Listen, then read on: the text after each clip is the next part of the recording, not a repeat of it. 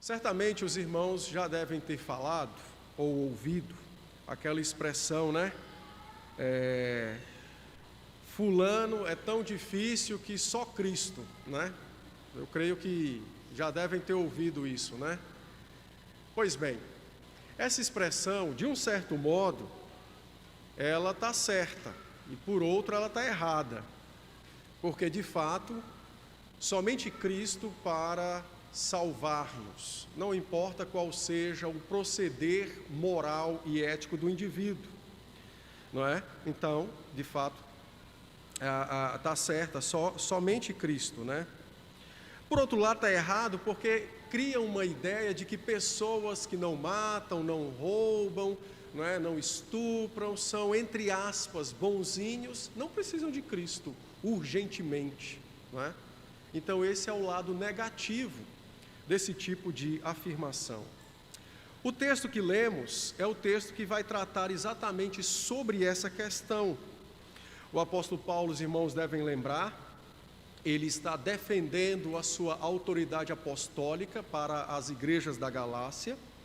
Os seus opositores estavam ensinando aquelas igrejas de que ele era um apóstolo de segunda categoria, e ele está então afirmando a sua autoridade como apóstolo. Ele também está defendendo a legitimidade da sua pregação, já que eles ensinavam erroneamente que o evangelho trazido por Paulo era um evangelho fácil, já que era dissociado das obras da lei.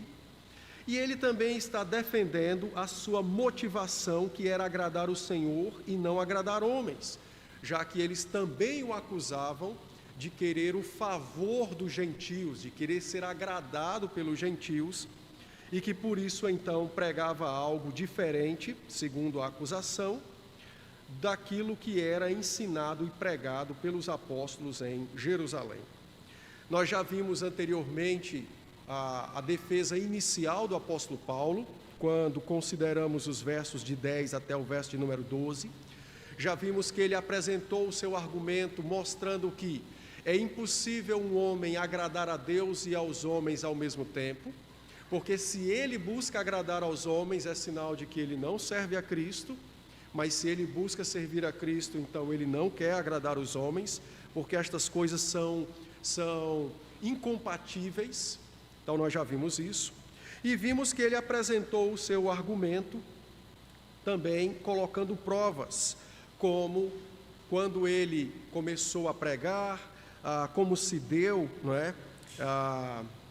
o início do seu ministério apostólico. Ele não recebeu o evangelho de homem algum, mas foi por uma revelação do próprio Senhor Jesus Cristo.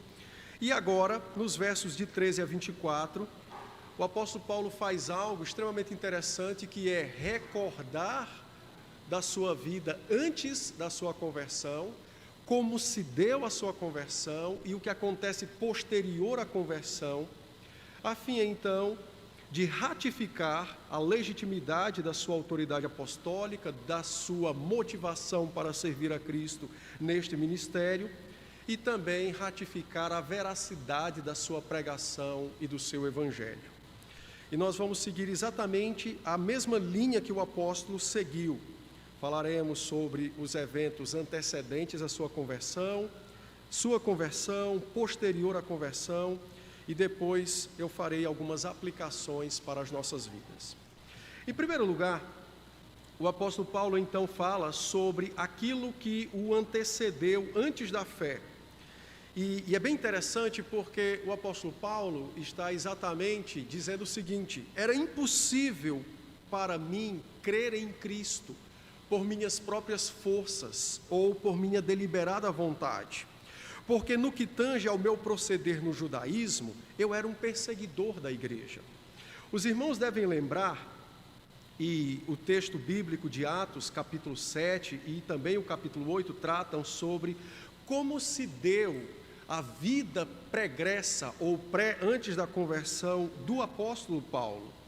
Ele então, de fato, possuído por um zelo extremamente, até podemos classificar como fanático. Ele não era um delinquente, mas ele era um religioso zeloso de sua fé. Paulo julgou atribuir culto a Deus, perseguindo a igreja. Então, o seu zelo pela religião judaica, e aqui um parêntese, a fé judaica dos dias de Paulo não tem nada a ver com a fé judaica que a Bíblia prescreve. Então, aí é um momento de perversão, como aconteceu também no cristianismo ao longo da Idade Média. Então, o apóstolo Paulo tinha moldado a sua vida a partir do seu zelo pelas tradições de seus pais e por essa, entre aspas, realeza da fé judaica a qual ele havia trazido ao seu coração. A ideia da tradição dos pais não é a ideia do texto bíblico, da Torá, que é os 5 livros da Bíblia que nós também temos. Mas a ideia da tradição dos pais era exatamente aquele acumulado de regras que eram transmitidos oralmente de pais para filhos. E estas regras eram as regras interpretativas da lei. Os irmãos já devem ter lido em algum dos evangelhos alguém dizer o seguinte: a distância de um lugar para o outro é como a jornada de um sábado. O que significa a jornada de um sábado? Ora, a lei havia dito para que os homens guardassem o sábado e cultuassem ao Senhor nele. Mas a tradição dos homens estabeleceu aquilo que seria o guardar o sábado. Então, em linhas gerais, 600 passos guardavam o sábado, mas 601 passos quebrava o sábado. Portanto, uma distância que poderia ser percorrida dando apenas 600 passos implica numa distância curta. Isso é um exemplo da tradição que era transmitida, e era esta tradição, que moldava no coração dos homens a sua fé para com o Senhor Deus. Paulo então diz àqueles irmãos que era impossível, ele era o mais improvável de qualquer crente que alguém pudesse imaginar, porque ele era um perseguidor da igreja, ele havia lançado mãos de armas para perseguir os crentes, conforme Atos 8 nos diz. Ele aprisionava mulheres, crianças, homens idosos ou não, e a acusação era uma única: eles adoravam o Senhor Jesus Cristo, e isso, portanto, era uma idolatria, e a pena era exatamente o cárcere e, posteriormente, a própria morte.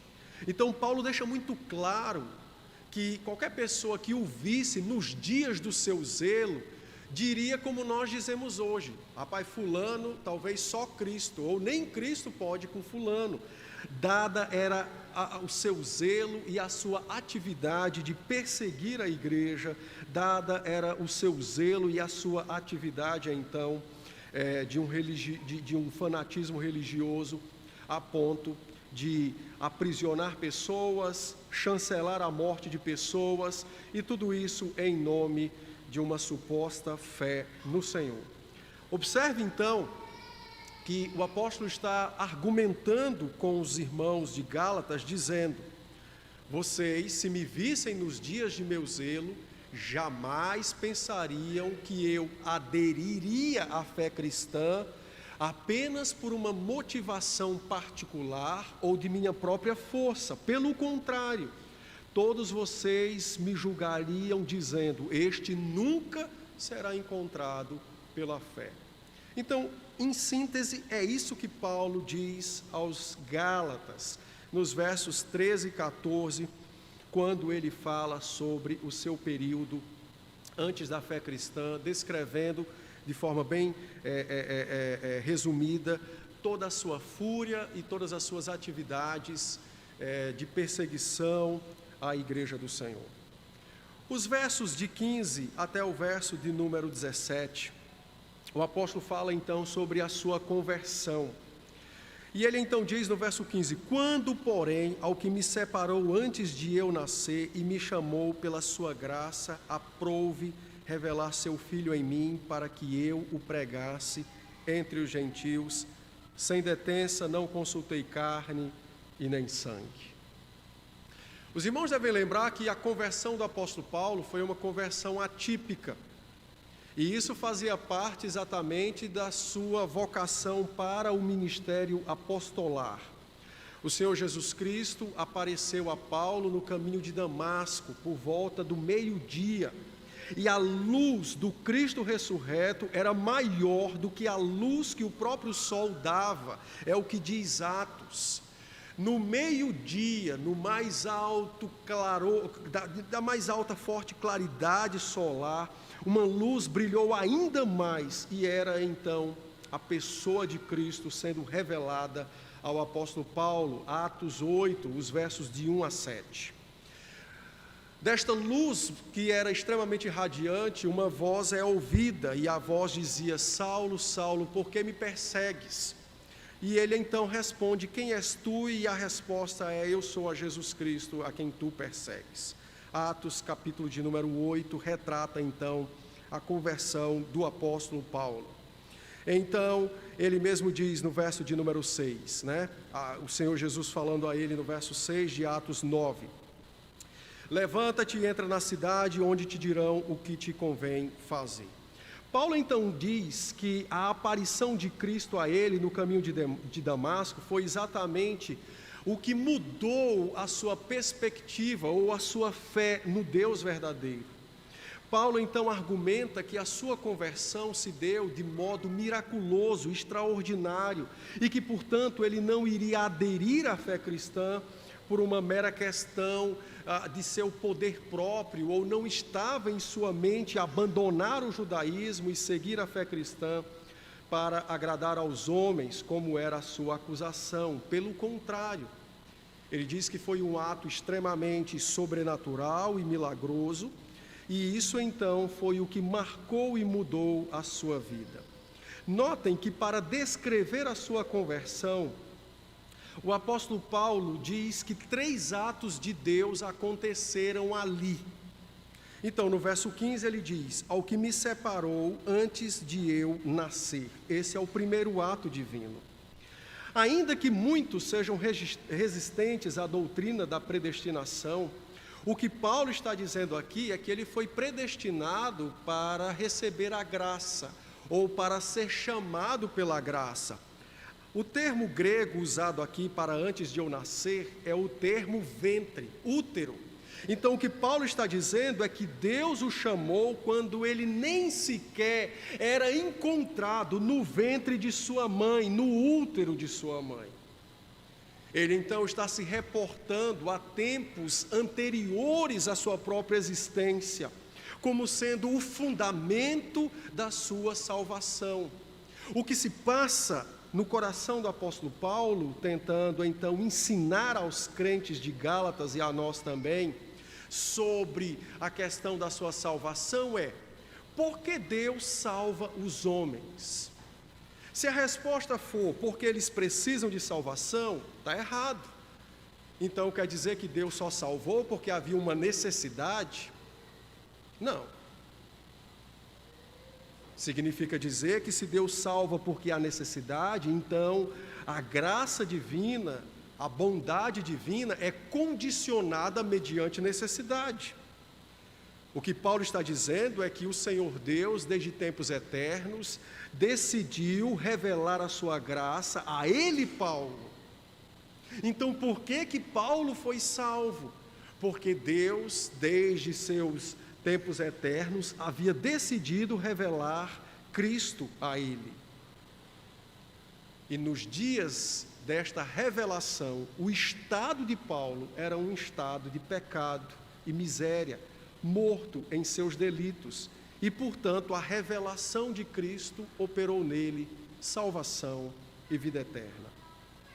No texto grego, antes da palavra ao que me separou, tem um termozinho lá, que é o termo eudokesen, que significa beneplácito, prazer, ter algo que lhe agrada.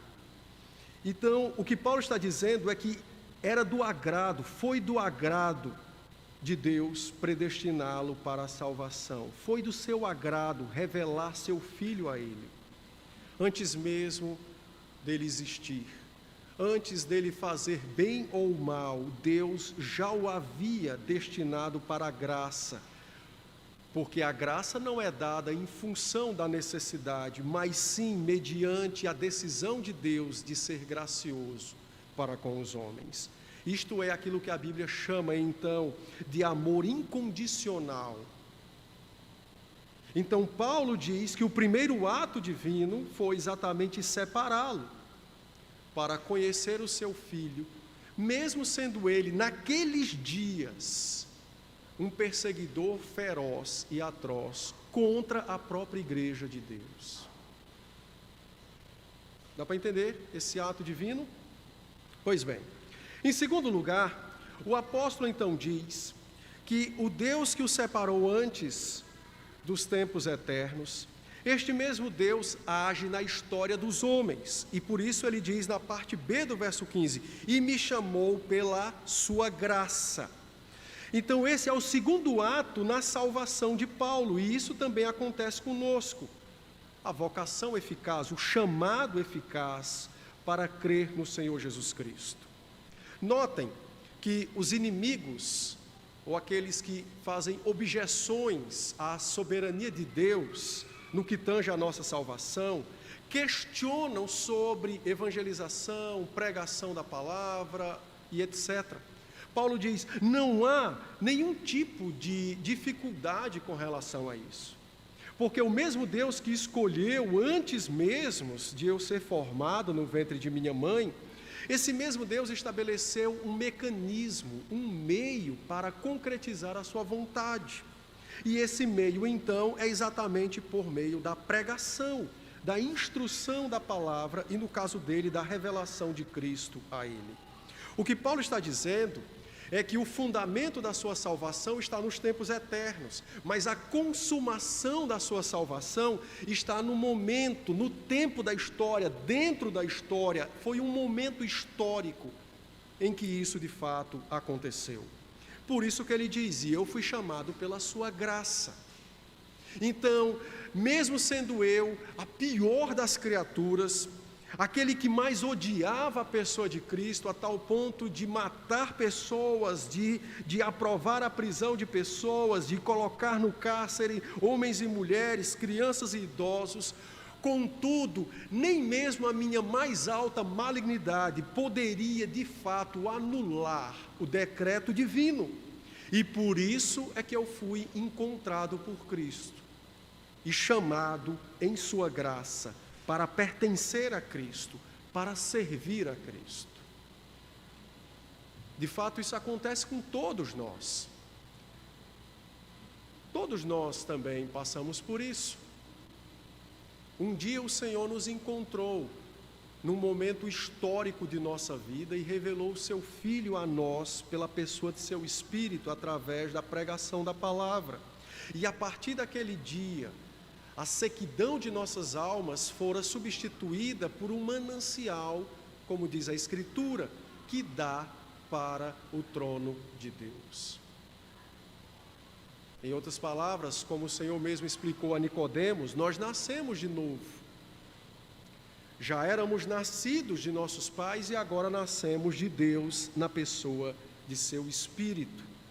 E uma vez nascidos de Deus, fomos unidos a Ele por Jesus Cristo e passamos a servi-lo e amá-lo, bem como também a gozar de suas dádivas paternais para conosco. Isso é de fato algo extremamente maravilhoso e deve despertar em nós grande admiração para com o nosso Deus, que sabiamente realiza o seu plano de exaltar o seu Filho e de glorificar o seu Filho, tanto na salvação dos que creem, como na condenação dos que não creem.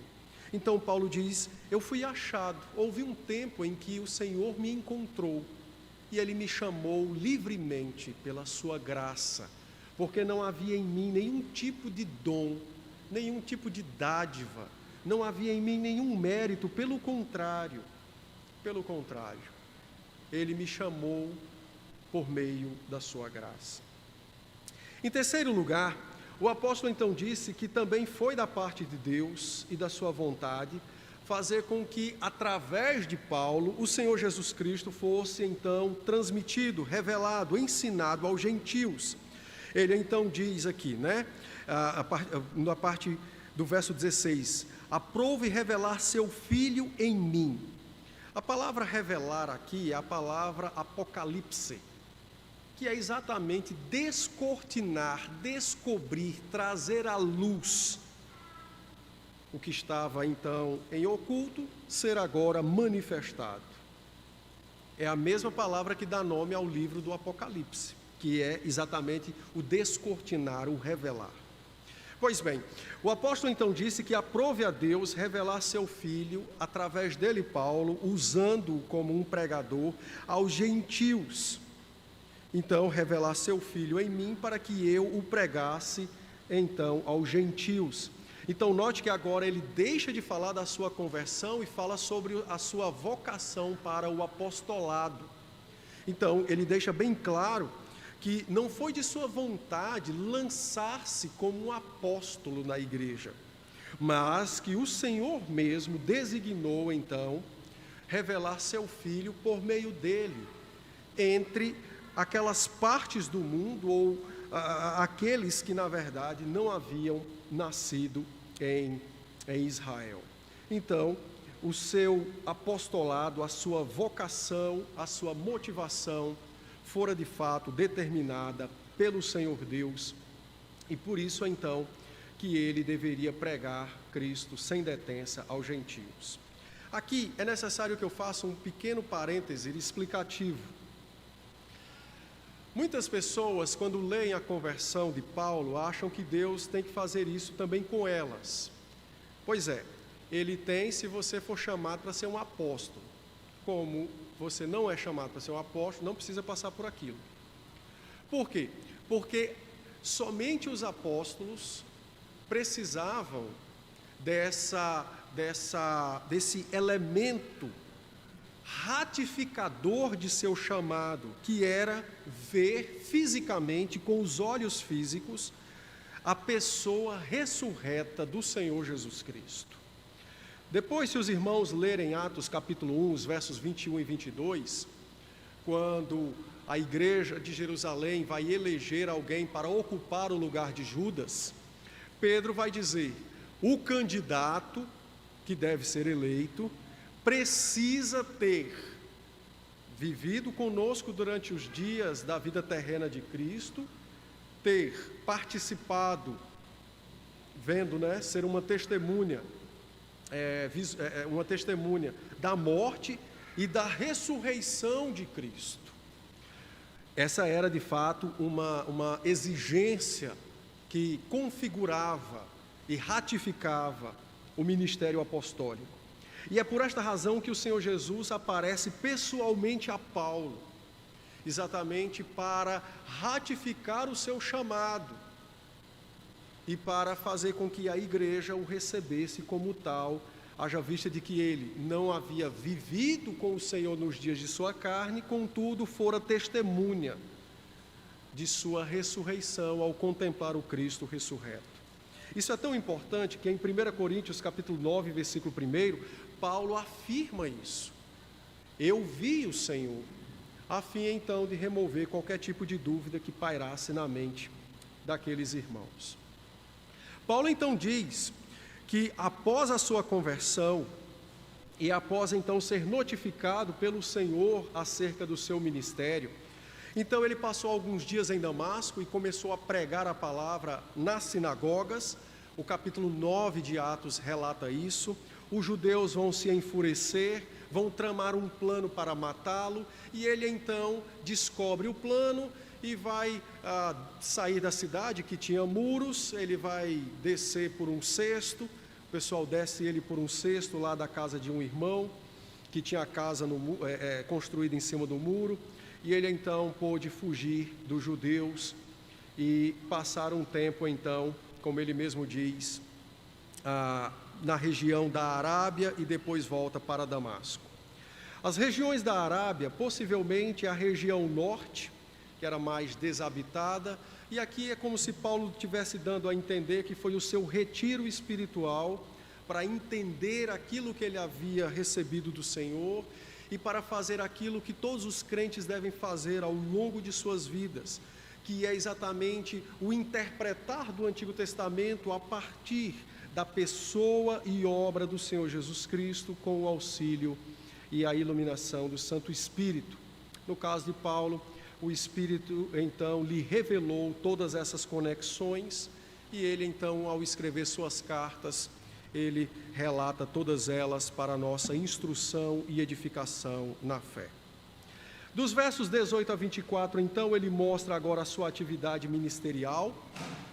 Ele diz que depois de 3 anos do seu retiro espiritual, mais ou menos o seu seminário, tá? E ele não cursou nenhum seminário com nenhum homem, mas o próprio Senhor Jesus é quem vai lhe ensinar estas coisas. Depois de 3 anos ele sobe para Jerusalém, porque ele queria conhecer Pedro. Aqui tem o nome grego Cefas, é o mesmo Pedro, tá? A ideia de subir para Jerusalém, naqueles dias, Jerusalém era o centro cultural e religioso daquela região. Então todo mundo queria ir a Jerusalém. E o seu desejo era então conhecer Pedro. Ele diz que passou 15 dias em Jerusalém, está lá no capítulo 11 de Atos. Ele, a princípio, vai ser temido pela igreja, muitos irmãos vão desconfiar da veracidade de sua conversão, até que Barnabé o toma e o leva e o apresenta aos apóstolos, que neste caso, como ele mesmo diz, era o apóstolo Pedro e Tiago, o irmão do Senhor. O Tiago aqui, não confundir com o apóstolo Tiago, irmão do apóstolo João, nem o apóstolo Tiago, filho de Alfeu, mas o Tiago, filho de Maria e de José, conforme João 7:5 e Mateus 13:55 nos trata sobre isso. E também conforme 1 Coríntios 15, verso de número 7. Então, esses 2 apóstolos estavam em Jerusalém apenas naqueles dias, não sabemos as razões, talvez estivessem em viagens missionárias ensinando o Evangelho nos dias em que Paulo esteve em Roma. O verso 20, você tem uma afirmação solene de que ele não mente, não é? E a partir então do verso 21, ele fala que foi para tanto para a Síria quanto para a Cilícia, ou seja, a Cilícia era a província romana onde ficava a cidade de Tarso, a sua cidade natal. E no caso da Síria é Antioquia, conforme Atos 11, a partir do verso 24 e 26, relata sobre o seu estado ali. E a sua estada ali, melhor dizendo, e quando Barnabé foi buscá-lo e levá-lo para Antioquia, para que eles pudessem juntos pregar a palavra ali. Ele finaliza dizendo então que as igrejas da Judéia não o conheciam, mas glorificavam a seu respeito, dizendo: aquele que antes buscava nos destruir, agora prega a mesma fé que antes procurou aniquilar. Então, em síntese, essa é a argumentação paulina acerca de sua vocação, conversão, motivação para o ministério apostólico, e dessa forma ele desmente então os seus acusadores e mostra que o seu evangelho era verdadeiro porque fora recebido do próprio Cristo. Como nós vamos aplicar estas coisas à nossa vida, já que nenhum de nós aqui perseguiu a igreja? Pelo menos eu acho, né? Vai que alguém já perseguiu também a igreja. Se você perseguiu, fique tranquilo, eu não vou perguntar nem pedir para você levantar a sua mão. Como é que nós vamos aplicar esta verdade às nossas almas? Bom, em primeiro lugar, nós vamos aplicar esta verdade às nossas almas como os crentes de Gálatas entenderam esta verdade. Eles perceberam que a salvação só ocorre pela graça, a despeito de quem os homens são.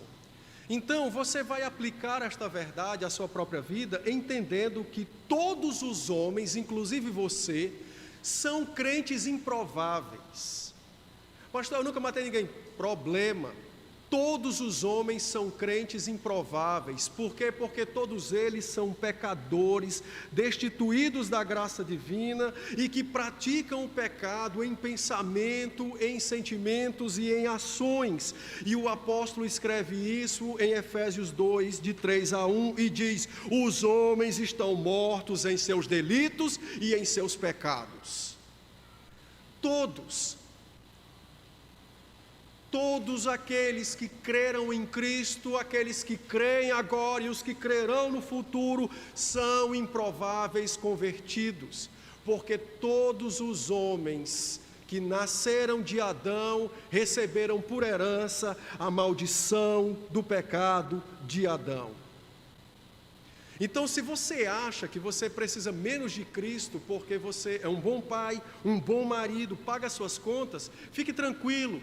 Também estão no inferno homens de moralidade inquestionável. Mas por que eles estão lá? Porque não possuem Cristo como Salvador. Não há ninguém que pagou o preço de seus pecados. Não foram reconciliados com o Deus bendito. Não foram chamados pela graça divina. Todos os homens, eu e qualquer um de vocês que aqui estão, somos os mais improváveis de qualquer convertido que passe pela face da terra, porque todos somos pecadores. Todos somos pecadores. A única diferença de nós para o apóstolo Paulo é porque ele tinha poder e coragem para perseguir a igreja, coisas que talvez nós não tivemos antes de nossa fé. Mas antes de nossa fé, antes de sermos chamados ao Evangelho de Jesus Cristo, todos nós agíamos de duas formas para com Deus. Uma, éramos indiferentes para com Ele. Quem aqui nunca trocou o Senhor por outra coisa mais besta possível, mas que você deu valor àquilo? Isso é indiferença para com o Senhor. Todos nós éramos indiferentes para com o Senhor. Eu mesmo, antes da minha conversão, cansei de pensar, não, quando eu ficar velho eu vou para a igreja. Ora, que coisa tola. Você crê que o amanhã você vai viver. Como se você não sabe se você vai estar nele amanhã? Isso é uma indiferença. É tratar Deus com um menor valor, é dizer a Ele que Ele tem menos valor do que os prazeres que eu almejo realizar hoje e agora. Todos os homens, quando não perseguem a igreja fisicamente com armas, são contra a igreja, contra Cristo, contra os seus santos, com indiferença. São indiferentes aos santos, são indiferentes para com Cristo. E em segundo lugar, uma outra forma de todos nós também nos opormos a Cristo e a sua igreja, fora a questão da indiferença, era exatamente o tratar Cristo e a sua igreja, a sua obra de redenção, de uma forma desprezível. Eu não preciso de Cristo. Eu não preciso de Cristo. Eu sou uma boa pessoa. Eu respeito os meus pais. Eu cuido da minha esposa. Eu cuido dos meus filhos. Eu pago as minhas contas. Ou seja, lembra que em Marcos capítulo 2, Cristo disse, eu vim para os doentes, porque os sãos não precisam de médico. E quando todos os homens se consideram sãos espirituais, o que eles estão dizendo? Eu não preciso de Cristo. Eu não quero Cristo. Não há valor em ouvir Cristo, em pertencer a Cristo, em crer em Cristo. Isso é uma perseguição. E é por esta razão que os homens são tão habilitados a crer em toda besteira e mentira que se lança sobre a face da terra, e não no Evangelho. Qualquer coisa que nos falasse antes de nossa fé, nós aderíamos com corpo e alma, mas quando nos era falado do Evangelho, nós rejeitávamos. Não, eu não preciso de Cristo, eu não sou doente espiritualmente, eu não sou morto espiritualmente, eu sou sadio espiritualmente.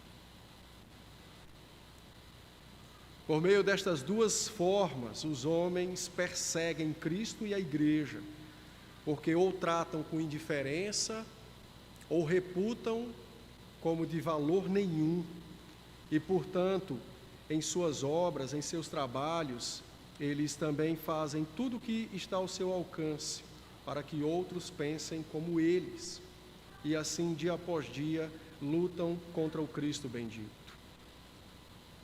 Então, você é o mais improvável de qualquer crente. Fique tranquilo quanto a isso. Mas qual é o efeito prático disso na minha vida, pastor? É como o apóstolo Paulo nos ensina.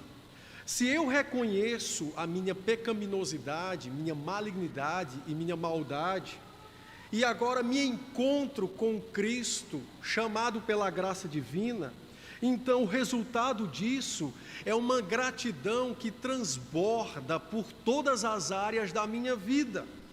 Os crentes, ao reconhecerem que eles eram improváveis para conhecer o Senhor Jesus Cristo, ao reconhecerem estas coisas, eles agora passam a ser ocupados, habitados, dirigidos por uma gratidão sobremaneira para com aquele que os salvou.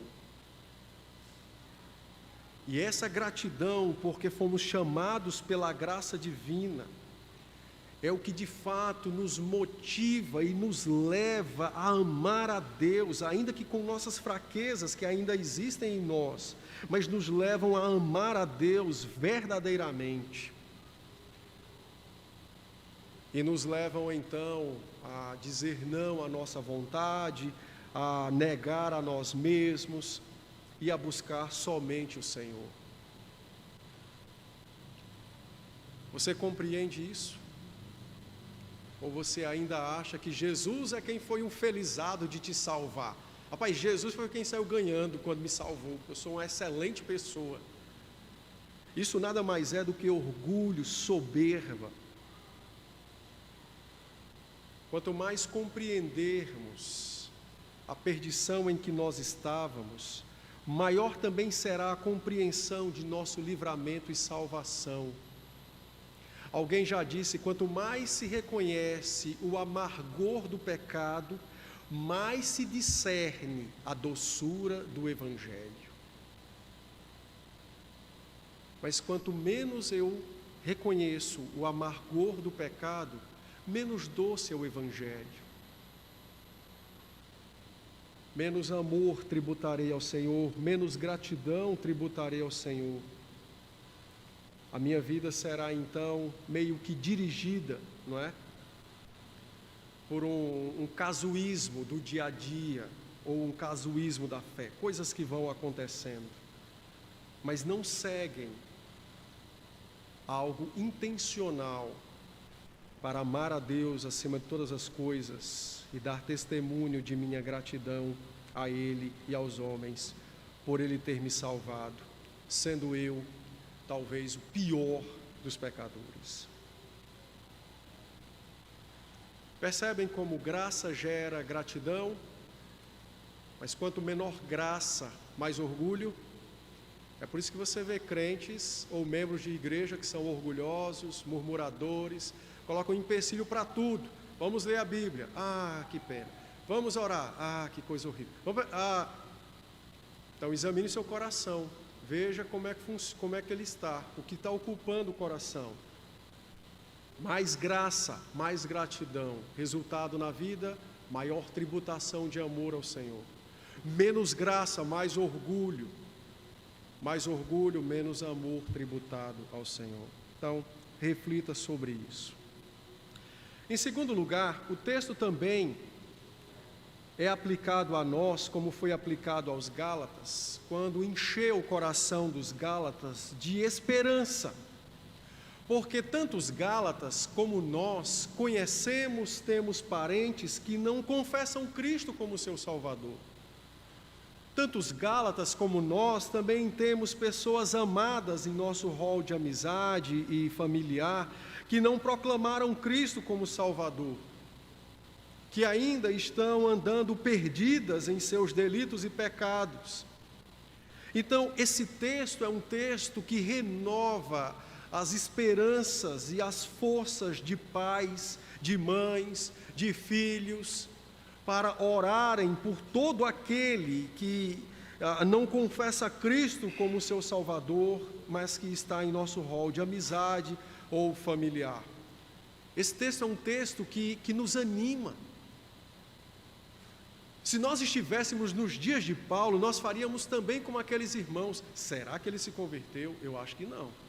Porque esse camarada, ele chancelou a morte de Estevão. Esse camarada prendeu Cicrano e Beltrano. Esse camarada lançou crianças de peito no cárcere por conta de fé. E agora esse camarada professa Jesus Cristo como seu Senhor. Esse texto é um texto que nos renova, porque não há ninguém, por pior que seja, que possa resistir ao chamado do Evangelho, quando de fato o Evangelho o chama para a salvação. Então, se você tem alguém na sua casa ou na sua família que não é crente, e talvez você até diga: pastor, eu acho que esse aí nem Cristo dá conta. Cara, se anime, porque eu tenho certeza absoluta que ele poderia ser Hitler, o problema é dele, depois Deus arca com o que ele fez, no sentido de atribuir a penalidade das consequências. Mas uma vez que Deus chame verdadeiramente alguém pela sua graça, não há ninguém que possa resistir ao chamado do Evangelho. Ninguém. Então, revigore a sua esperança no poder de Cristo para a salvação dos seus parentes, amigos, pessoas queridas. Ore por eles, não esmoreça na oração. Fale quando possível, dê testemunho da sua vida. Não se angustie se ele demora a crer, isso não está no seu controle, nem no seu poder. O que está no seu controle é orar e falar. E creia vigorosamente que quando o Senhor chamar pela sua graça, ninguém poderá resisti-lo. Ninguém. Isso é extremamente maravilhoso. Então anime-se. Ore por estes.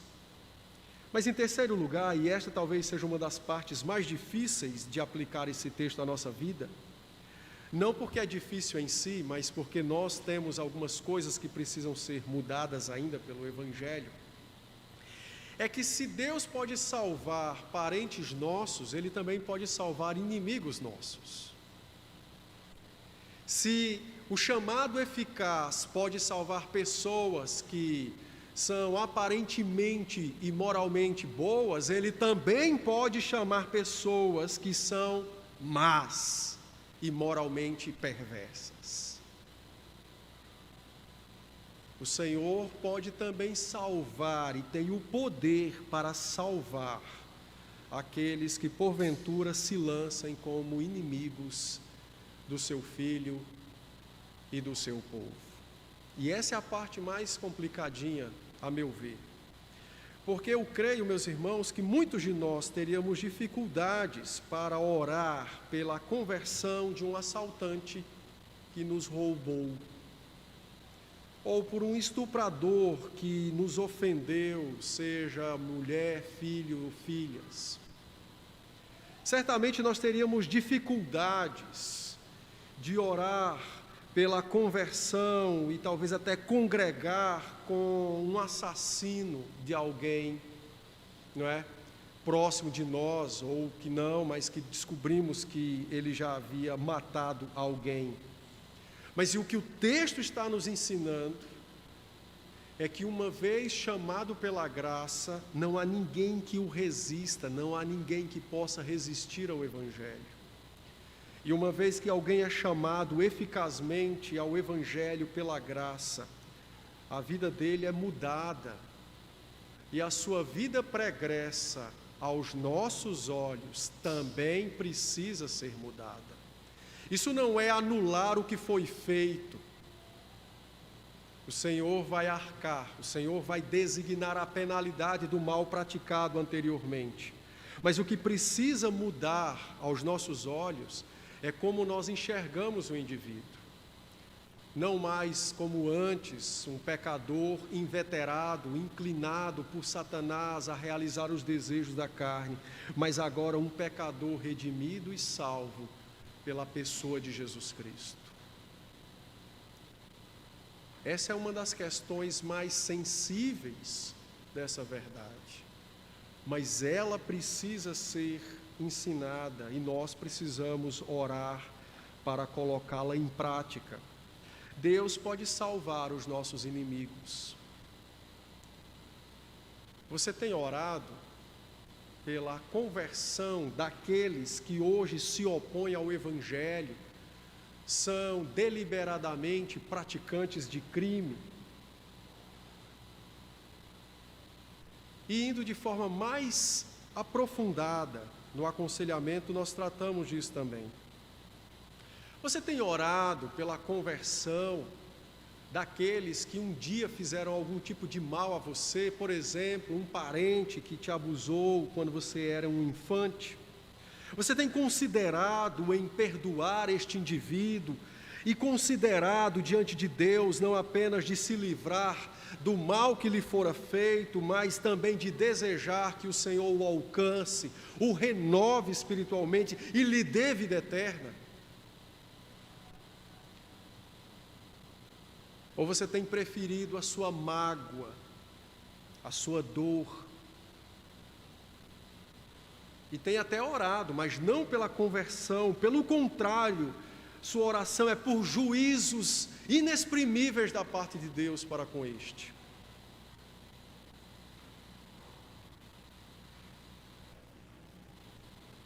Você tem pensado sobre isso?